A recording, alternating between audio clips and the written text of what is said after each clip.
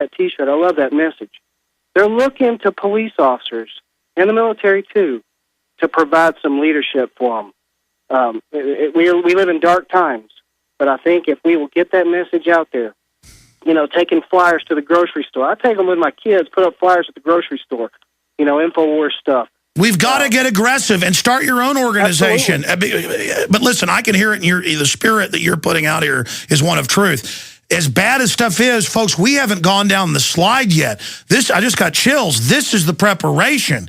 I mean, these are really bad people that have taken over the federal government. They are the nastiest types you can imagine. We're all in danger, folks. And America knows that. Look at the gun sales. Is that not a positive thing? I'm going to hold you over, but is that not positive?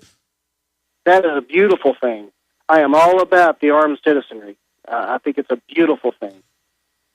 Let me ask you this question. What do you do, though, when they do dirty tricks and blow stuff up and blame it on libertarian conservatives to try to turn the police and military against each other? You know they're not just going to launch this takeover without staging some stuff. I want to ask you about that when we come back. Then we'll go to Joseph, Blaze. We got Corey. There's so many calls coming in. At 8 after, we've got a famous civil rights activist joining us. Now, look forward to that, because it turns out he was with George Clooney last week. And again, I don't like what's being done to the Christians in Sudan. So it's a complex issue. We'll be discussing that as well. Stay with us. You know, every time I tell stories about stuff that happened to me back when I used to cover urban warfare drills, some of them that were unannounced, I see people saying I'm a liar. It says, if they pulled guns on you, Alex, where is the video? BS as usual. Remember 9/11 says, that's posted in the article, Obama executive order paves the way for nationalization of economy. Did you not hear what I said? They took our camera and erased the tape.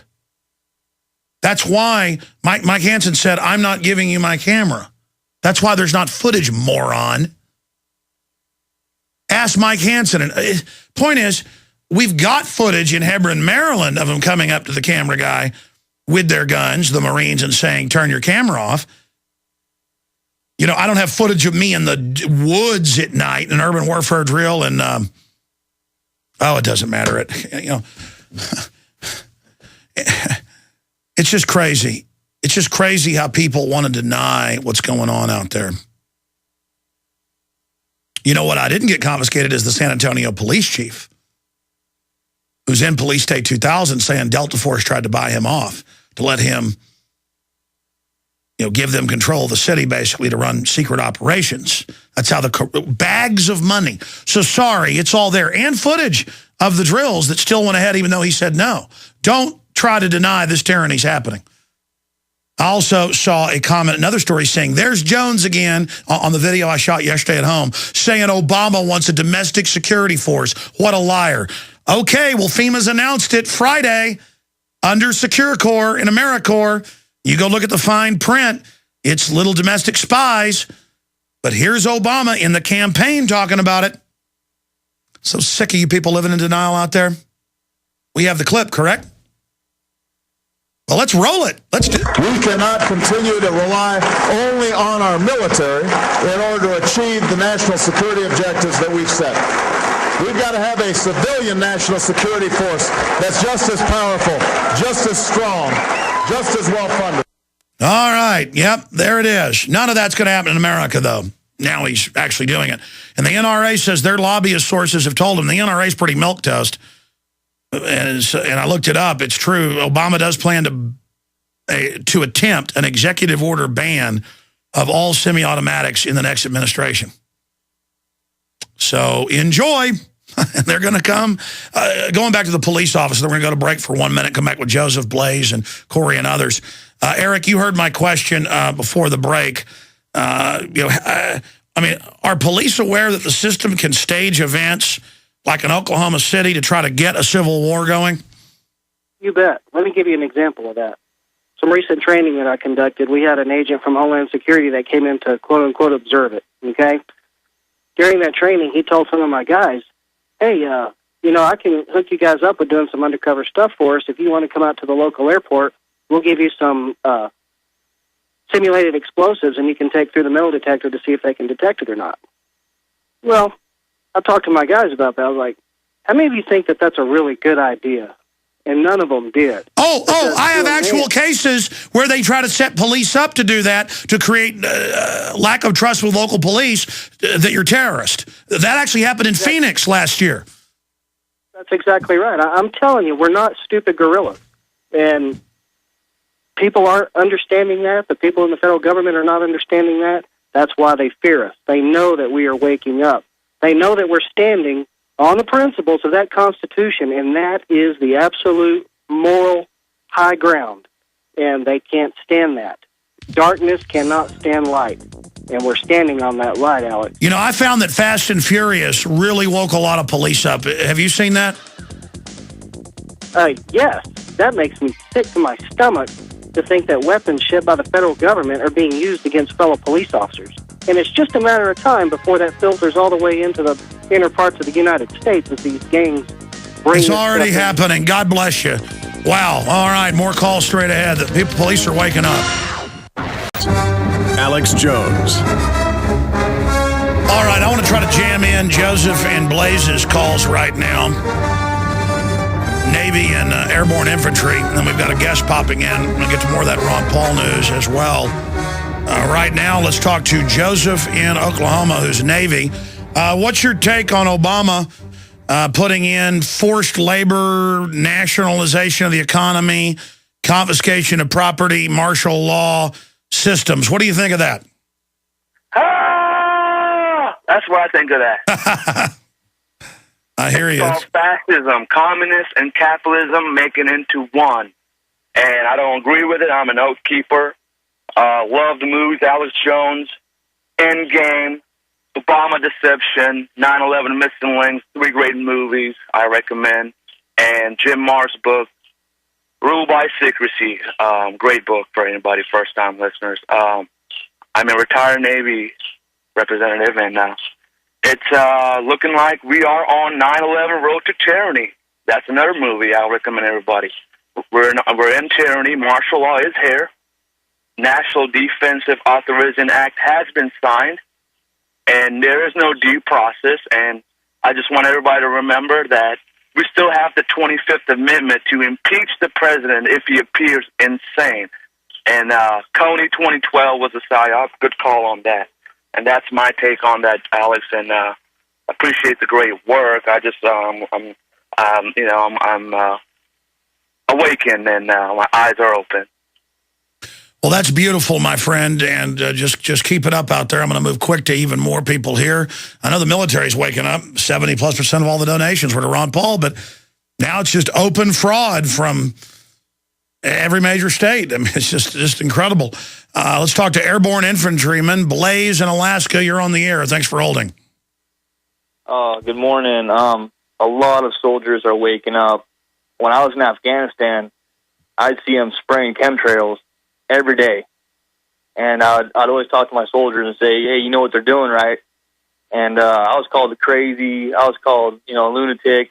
And then as soon as we got back from deployment up here, and I'm stationed up in Alaska, I'd pointed out to them that right here. But look, it's going on right here. A lot of them are waking up to what's going on and how they're spraying in all NATO countries. We swore an oath to the Constitution, the United States Constitution, and not the United Nations.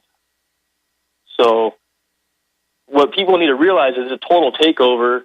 The United Nations is directing our military now. Publicly, they tell Congress. And now Obama says, I'll take over the entire economy without Congress. I mean, he's not announcing all this for nothing. Exactly. And this Secretary of Defense Pineda basically told our Congress to bow down to him in the UN. That we'll go get permission from the United Nations, and then we'll inform Congress what we're going to do. And I didn't even hear about that from any mainstream news media because they're all controlled. Now, Hillary Clinton also went to the UN and did the small arms treaty, where they basically they're saying that the real weapon of mass destruction now in their eyes is the small arm. No, there's look, Unidir, Hillary says, we'll adopt your treaty, total abolition of civilian ownership of firearms. That's in the treaty. The words, total abolition of civilian ownership of small arms. Exactly, and that's what they're going to try to do if he gets reelected. Also, look at Australia and England. They're totally pacified now. In Australia, when they turn their guns in, you know, you see videos of them chopping up with a chop saw all their guns, and all the civilians down there are saying, you know, crime's just gotten worse. It's just like any city that has a ban on guns, any country has a ban on guns, crime is going to skyrocket because criminals don't turn their guns in. Well, the good news is you said the military's waking up. We're out of time. We've got a guest coming up, and we'll continue with the Corey in Connecticut and others that are holding as well. Stay with us. This is very important, the information coming up. Please spread the word. Monday through Friday from 11 a.m. to 2 p.m. Central. That's 12 noon to 3 p.m. Eastern. We're here live, and we have InfoWars Nightly News every evening.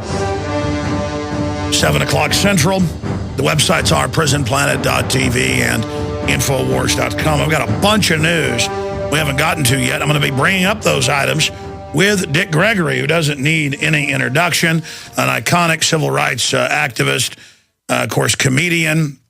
He was on the front line of the 60s during the civil rights era and has been fighting for freedom ever since then. Gregory has been arrested for civil disobedience several times, and activism has him to run for mayor of Chicago in 66 and for president in 68. In the early 70s, Gregory abandoned comedy to focus on his political interests, which widened from race relations to include such issues as violence, world hunger, capital punishment, drug abuse, poor health care. He was recently arrested with George Clooney outside the Sudanese embassy. So I respect Dick Gregory and know he's a really great guy who does care about freedom and has a lot of courage. He's been on this show before. He's talked about 9/11, you name it. Now, I'm going to be honest, though, Dick, as for George Clooney, I want to believe that he means well, but the State Department people who are using him to push for a war in Sudan and other areas, I don't see that. Just to preface this here, so you know where I'm coming from, I don't see that as the West wanting to go in there to actually stop some of the brutal leaders who are abusing and killing Christians. I've been talking about that for a decade. Sure. I see it as a pretext, just like Iraq. We just saw Libya. That was a total pretext, you know, to go in there and take over. And now there's ethnic cleansing of the black Libyans by some of the Arabs. I mean, it's definitely worse than it was. I'm not saying Gaddafi was perfect, but he was building up all of Africa. And so when I see the State Department that supported that behind Darfur and you know, Sudan and all of this, I just find it suspicious. Now, you're there getting arrested, and I respect that. So tell us out of the gates why, you know, you're supporting what's going on there. I'm supporting what's going on there. Let me just back up for a minute. One of the most brutal lynchings in modern times, mainly because of the fastness of the news and television, was when James Byrd was lynched and dismangled by 3 white men in Texas. And because of the fastness and the conscience of people, they arrested the 3 whites that did it before they identified who the black man was. One of them was sentenced to a long sentence. The other 2 were sentenced to death. I'm against the death penalty. I was there with a group of people